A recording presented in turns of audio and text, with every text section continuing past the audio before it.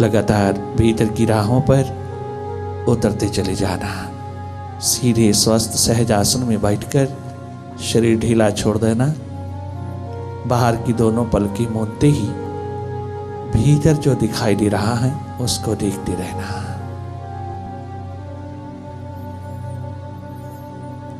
लगातार देखते रहना। ध्यान भीतर का, ध्यान अंतश का। तब तपस्या नहीं है, ये तपश्चर्या नहीं है, ये तनिक मात्र भी हठ योग नहीं है, ये कोई योगा एक्सरसाइज नहीं है, ये तनिक मात्र कोई मेंटल एक्सरसाइज नहीं है, ये एकमात्र तेरा स्वभाव है। बाहर देखते देखते देखते तू भीतर भूल गया,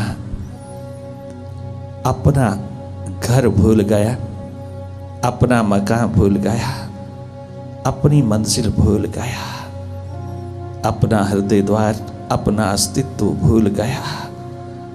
सारा ध्यान जो जन्म के समय तू साथ लाया था वो बाहर ही बाहर खर्च होता चला जा रहा है, वो बाहर ही बाहर उड़ेला जा रहा है। कभी तूने ध्यान की कोई पंखुड़ी भीतर नहीं खिलाई। इसी बाहर बहते हुए ध्यान को, सुरती को, चेतना को अखंड रूप में भीतर की ओर मोड़ लेना और भीतर के जगत को देखना। केवल देखते रहना, अपनी ओर से कोई कल्पना नहीं करना। जो दिखाई दे रहा है उसी को देखते रहना। अंधकार है, प्रकाश है, सन्नाटा है, मन की चंचलता, चपलता है, मन की दौड़ है, मन का द्वंद्व, मन की पॉलिटिक्स, मन का खेल चल रहा है। तुम देखते रहना। तुम इन सब से हट करके इनको देखना, केवल देखना। जो भी तेरे सामने भीतर अपने आप घटित हो रहा है उसे देखते चले जाना। अपनी ओर से कोई कल्पना नहीं करना।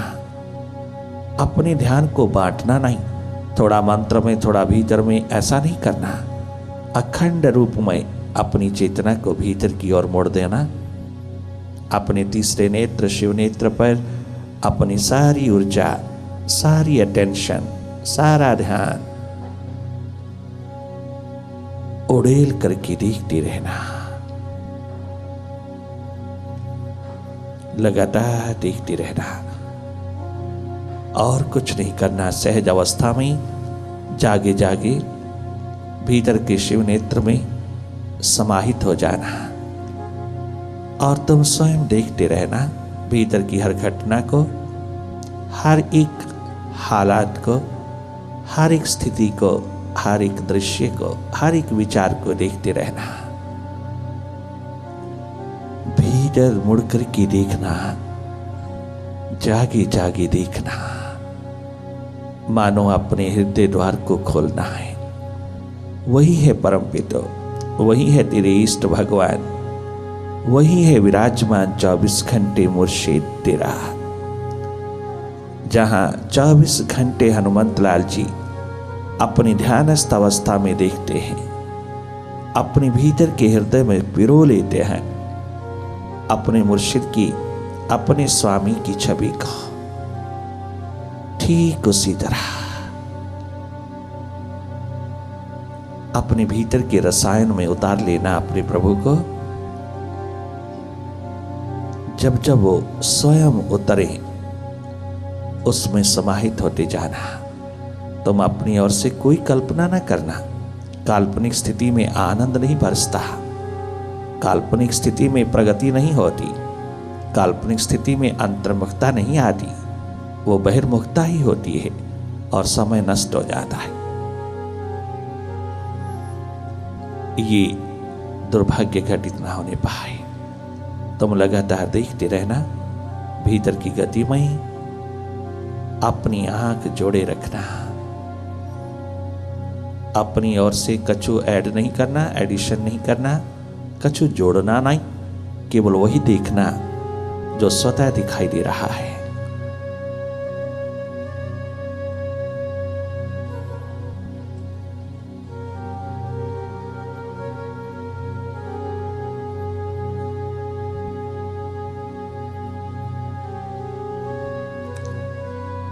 मेडिटेशन में कुछ करना नहीं, केवल अपने स्वभाव को संभालना। मैं कौन हूं, यही महामंत्र याद रखना। मैं हूं साक्षी दृष्टा, चेतन आत्म तत्व, शिव नेत्र हूं, देख रहा हूं। भीतर की हर गतिविधि को देखता चला जा रहा हूं, हर हालात को देखता जा रहा हूं। जागे जागे देखना मेरा स्वभाव है। बस इसी महामंत्र को सदैव बनाए रखना, एक दिन भीतर प्रवेश मिल जाएगा। देखते रहना जागे जागे। अपनी ओर से कोई कल्पना नहीं करना, कोई प्रयास, कोई यत्न करोगे तो टेंशन होगी, सिर दर्द होगी, आईब्रोज के ऊपर, भौं के ऊपर दबाव पड़ेगा। ये मेडिटेशन नहीं है। मेडिटेशन का मतलब बाहर की दोनों आंखों से थोड़ी देर के लिए छुट्टी पा लेना और अपनी सुरती को भीतर जगा लेना। अपने तीसरे नेत्र से लगातार देखते रहना। वो देख रहा है, वो पल पल देख रहा है, जरे जरे में बैठ के देख रहा है। वो तेरे रोम रोम में समाया है। जैसे ही दोनों पलकें तू मूंदता है, उसी समय भीतर जो भी घटित हो रहा उसको देखते रहना। बहुत सारे लोग कहते हैं अंधेरा ही अंधेरा है, अंधेरे के सिवा कुछ भी नहीं, परंतु तुम अंधेरों को ही देखना। अगर प्रकाश परमात्मा है तो अंधेरा कहाँ जाएगा? अंधेरा क्या बाहर रहेगा? परमात्मा से बाहर थोड़ा रहेगा, वो भी तो परमात्मा के अंतर्गत है। उस अंधेरों को देखते रहना। वो अंधेरे एक दिन प्रकाश स्वरूप में स्थित कर देते हैं। तुम देखते रहना, वही देखना जो स्वतः दिखाई दे रहा है।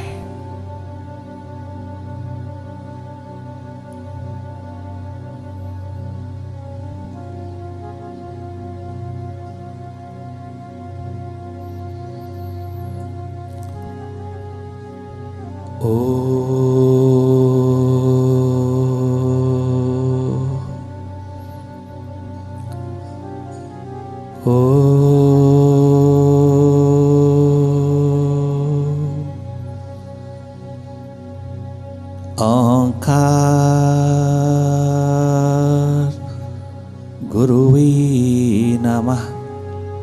ओम गुरुवे नमः। ओम गुरुवे नमः।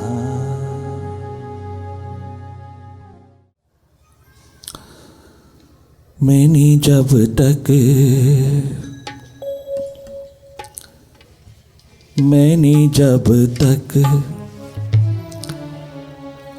तुम्हें देखा नहीं था।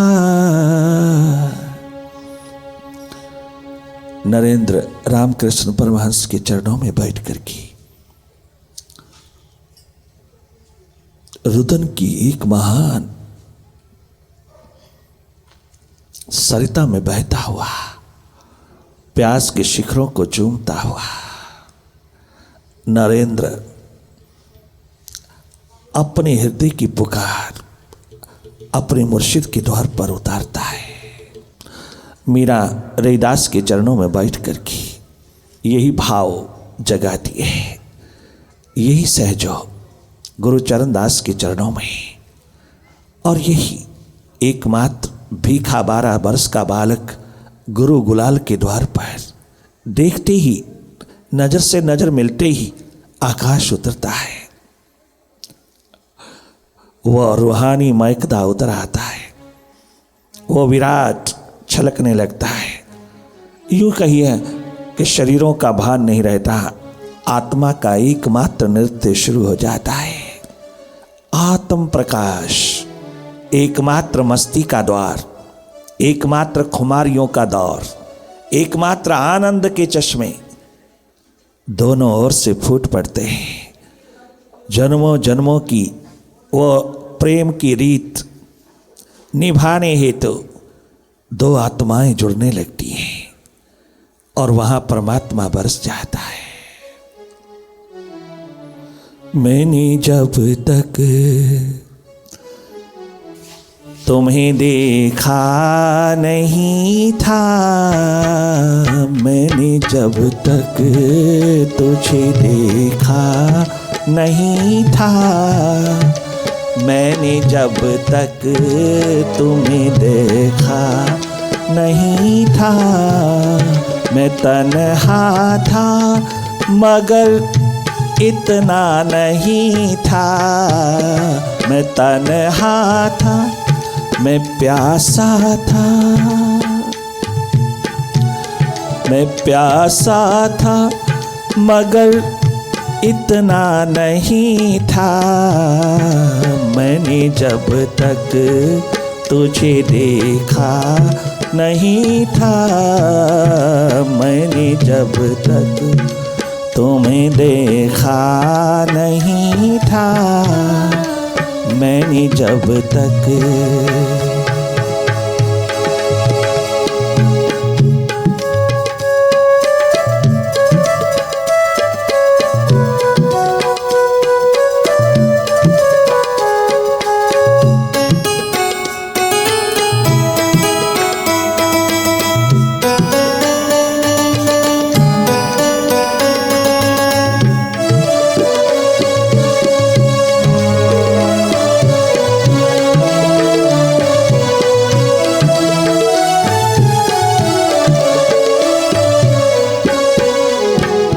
अरे उद्धव, जब तक गोपाल नेत्रों में, इन आंखों में उतरे नहीं थे, जब तक उसे देखा नहीं था, बहुत अच्छी तरह जी रहे थे, बहुत मजे में जी रहे थे, बहुत साधारण आराम पूर्वक जी रहे थे। कछु जानने की और कछु पाने की और कछु देखने की कोई लालसा नहीं थी,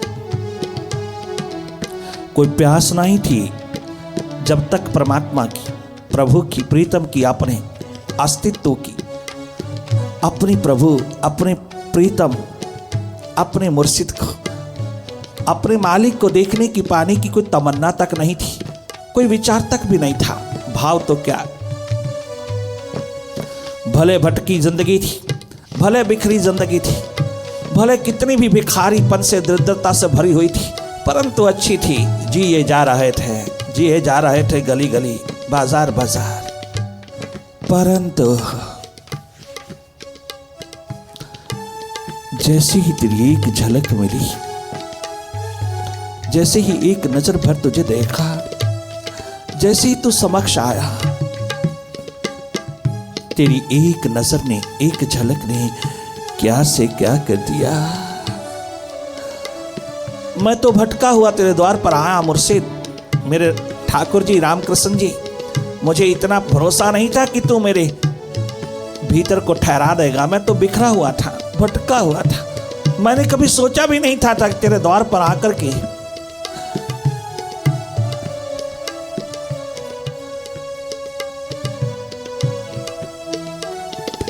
इतनी इंटीग्रेशन का द्वार मिल जाएगा, इस बेसहारे को सहारा मिल जाएगा, इस चिंतातुर जिंदगी को निश्चिंतता का द्वार मिल जाएगा। मैंने कभी सोचा भी नहीं था, मैंने कभी इस मार्ग पर सफलता का सपना भी नहीं लिया था, परंतु तूने क्या नजरों ही नजरों से पिला दिया मुर्शिद कि मैं कृतकृत्य हुआ। मैं उस अनएक्सपेक्टेड हैपनिंग में, जिसको मैंने कभी एक्सपेक्ट भी नहीं किया था, किसी आशा में भी नहीं उतरा था, वो जाम तूने छलका दिया। परंतु यूं ही जिए जा रहे थे, अच्छे थे, तेरे औरा में आकर के तो ये तड़पन, ये प्यास, ये दर्द और भी ज्यादा बेकरारी का रूप हो गई। अब तो टिकाव है नहीं, अब तो कोई सुकून है नहीं, अब तो एक हो जाने की महान दर्द भरी प्यास ने ही रोम रोम को जकड़ लिया है। तुझ में एक होकर के समाहित होकर के जी लो, तेरी में मिट जाऊं, तुझ में एक हो जाओ। तनिक मात्र भी अलगाव ना रहा है, तनिक मात्र भी सेपरेशन ना रहा है, तनिक मात्र भी दूरियां और देरी ना रहे। अब तो बस जी रहा तुझ जिंद में एक हो जाना चाहता है।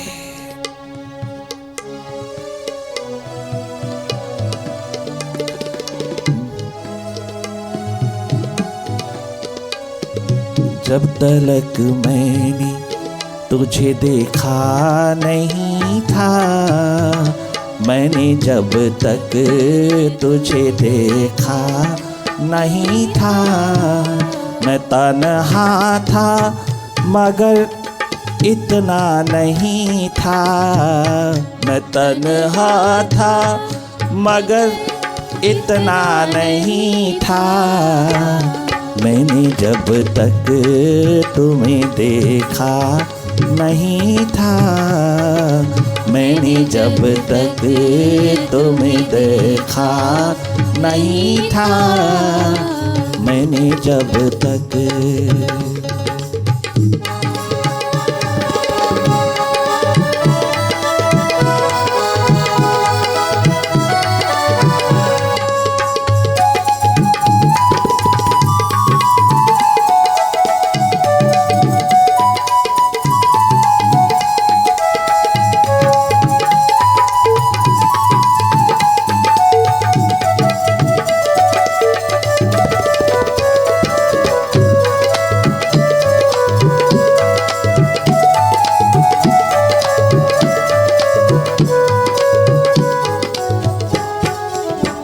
तेरी नजर क्या पड़ी,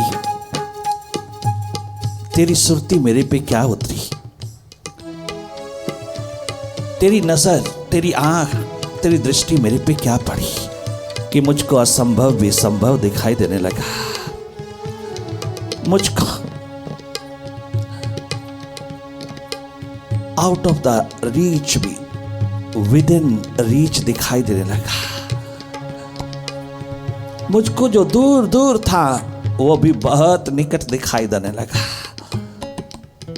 वो पॉसिबिलिटी, वो संभावना जो कभी स्वप्न में भी नहीं है पूर्ण होने वाली थी, जागृत में तो क्या, जो स्वप्न में भी कभी भासने वाली नहीं थी, वो जीवन के प्रति संभावना, वो जीवन जागृति, जीवन ज्योत के प्रति संभावना उतर करके यूं ही सहज में आ गई। वो संभावना, पॉसिबिलिटी सामने दिखाई देती है तेरी एक झलक पा लेने के पश्चात। असंभव है परमात्मा, परमात्मा के बारे में कुछ लिख देना, कुछ स्कूल कॉलेज में पढ़ा देना, कछु किसी आश्रम में बैठ करके कछु पठन पाठन में उतार देना परमात्मा को, ये थोड़ा संभव लगता है, परंतु नहीं, ये परमात्मा नहीं है। जो भी हम बाहर कर रहे हैं, जो भी हम क्रिया कांड कर रहे हैं, कर्म कांड कर रहे हैं, वो परमात्मा नहीं है। वो एकमात्र परमात्मा के प्रति इशारा है, परमात्मा नहीं है। वो इतना संभव नहीं जितना तुमने समझ लिया है, वो इतना संभव नहीं, असंभव है। और असंभव की प्राप्ति ही महान जिंदगी का एडवेंचर है। प्रभु की खबर मिलती है, परमात्मा की खबर मिलती है, असंभव की खबर मिलती है, उस इम्पॉसिबिलिटी को पॉसिबिलिटी में उतार देने की खबर मिलती है। अपने भीतर उतर जाने से वो असंभव संभव होता है भीतर के अनुभव में। वो बाहर की तमाम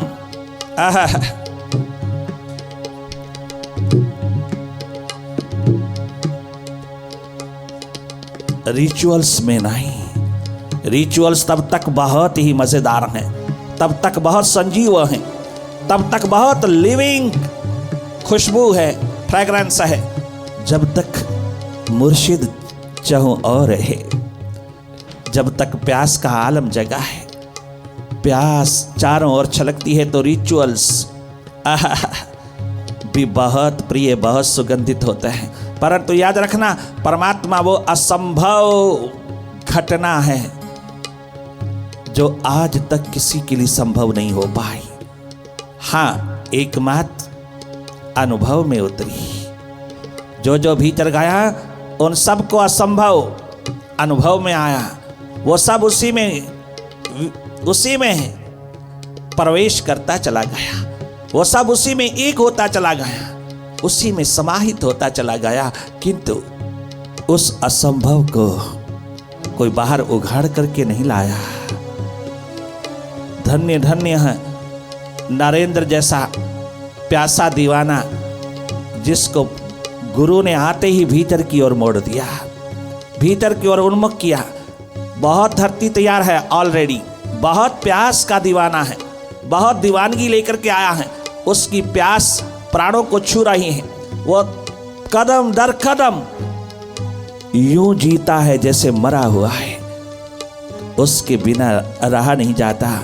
आत्म ज्योत के बिना, आत्म प्रकाश के बिना, अपने स्वरूप को जाने बिना वो कभी सुकून नहीं पा रहा। रात दिन तड़पता है। इतनी तड़पन उसके गले तक, कंठ तक पहुंच गई है कि गुरु के द्वार पर आते ही भीतर की ओर गुरु ने उन्मुख करके उसी का चमत्कार उसी को दिखा दिया। ये प्यास की दीवानगी का आलम है। जब वो प्यास प्राणों को छूने लगती है तो गुरु, सदगुरु सहायक हो जाता है, मित्र हो जाता है, वो एक सहयोगी हो जाता है। वो एकदम अपनी करंट से भीतर की ओर मोड़ करके उसको उसी की प्यास में उस असंभव का अनुभव करा देता है। धन्य धन्य है जीवन उन दीवानों का। कितने स्वस्थ पूर्ण जिए हैं वहाँ, कितने आनंद पूर्ण जिए हैं वहाँ। और 95% भारत के वो स्वस्थ का महान स्वरूप, वो आनंद का महान स्वरूप, वो जागे पुरुष 95% ग्रस्तित है।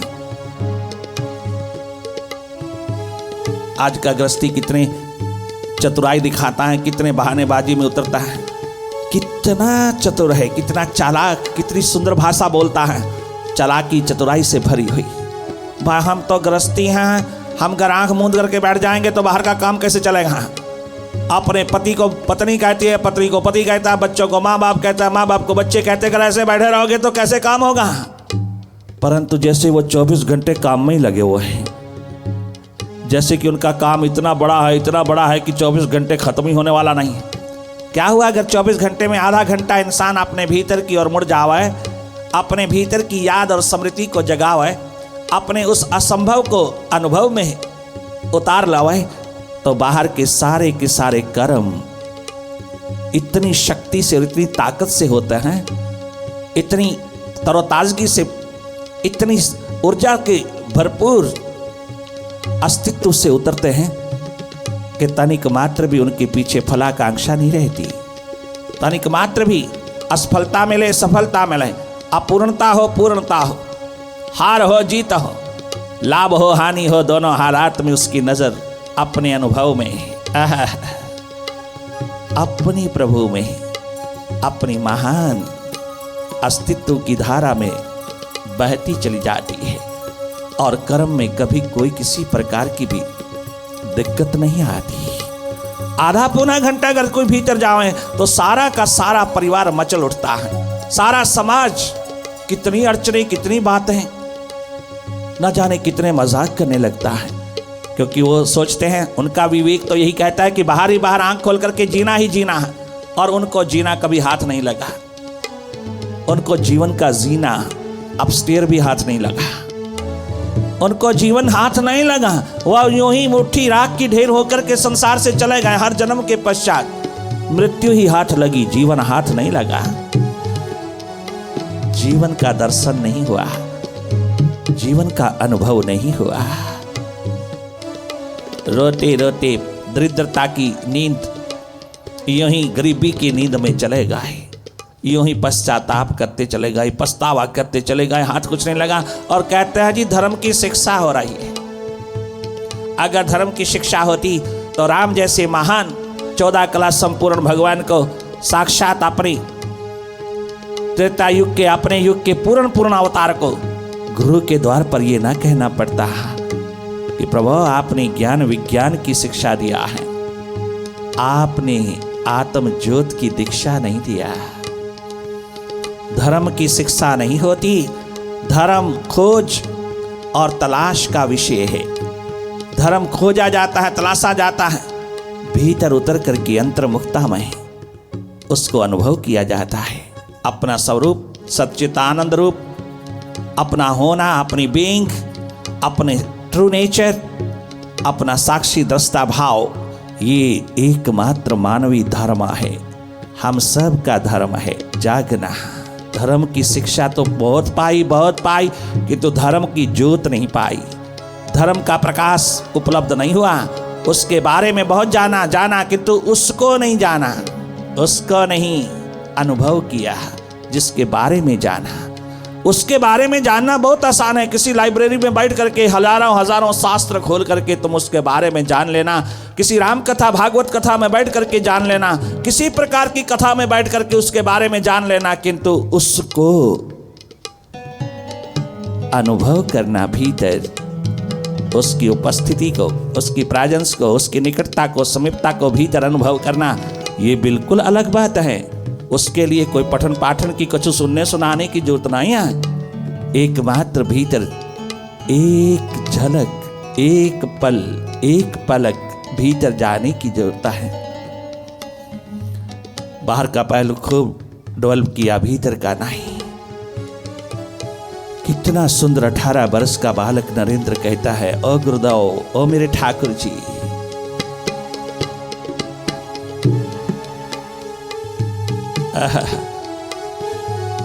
तेरे द्वार पर असंभव भी अनुभव होता है।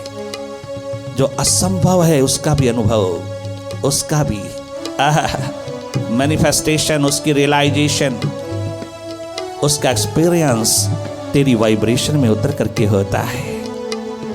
जो बड़े बड़े विद्वानों के द्वार पर नहीं हुआ मुझे, वो तेरे द्वार पर होता है।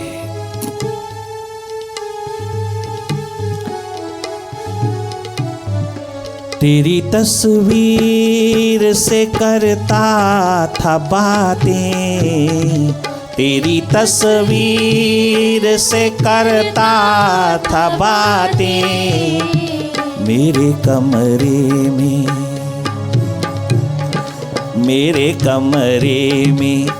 आईना नहीं था, मेरे कमरे में आईना नहीं था, मेरे कमरे में आईना नहीं था। मैं तन्हा था मगर इतना नहीं था, मैं प्यासा था मगर इतना नहीं था। मैंने जब तक तुम्हें देखा नहीं था, मैंने जब तक तुम्हें देखा